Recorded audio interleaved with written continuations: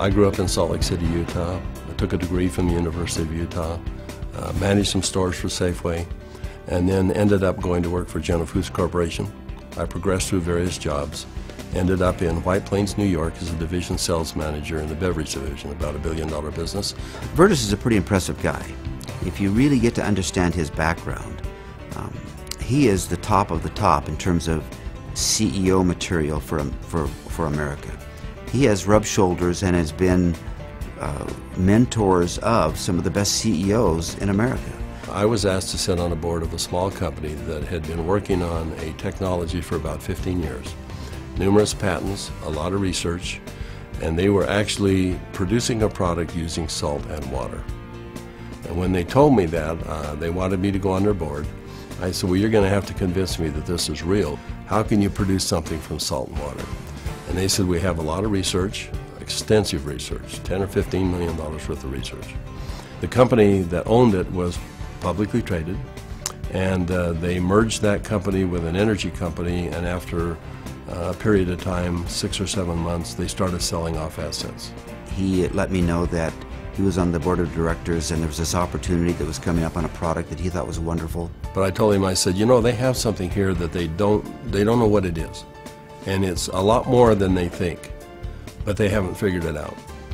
And I said, I'm tempted to put a group together. In fact, I think I am going to put a group of investors together, and I'm going to take a run at the company. Well, that was my opportunity. I pulled out my wallet and pulled out a check out of the wallet, and Verdis, whatever you need, we're going to do this. And he wrote this check out for a very big amount of money, and he said, there's more behind that, let's go put an offer in. And I said, are you serious? Now, I didn't know anything about the product or the company, but I knew Verdis, and I was betting on Verdis. I knew that Verdis had done his research. I knew that Verdis was not going to lose. When we finally determined how ASEA worked and what it did, we were confronted with a decision that we had to make. We said, you know, we could potentially make this into a network marketing product. We stabilized the product, we can put it in a bottle. We don't know if that's the right way to take this product. We were giving the product to people to try, to see if they would take the product. We went through a lot of what we called focus groups to see if people would actually take this regardless if they liked the taste or didn't like the taste, or if it helped them, or how quick it helped them. After 2.5 months, we decided to go out and do an assessment of the 40 people that we had given the product to. And when we went out to do an inventory, we found out that the 40 people had turned into 135 people. And not only that, the product had gone to 20 different countries. When people found out what it was doing for them, they didn't hesitate to shoot it off to foreign countries, wherever they happen to be, Egypt and South America and Europe, and then come back and say, I just need more product.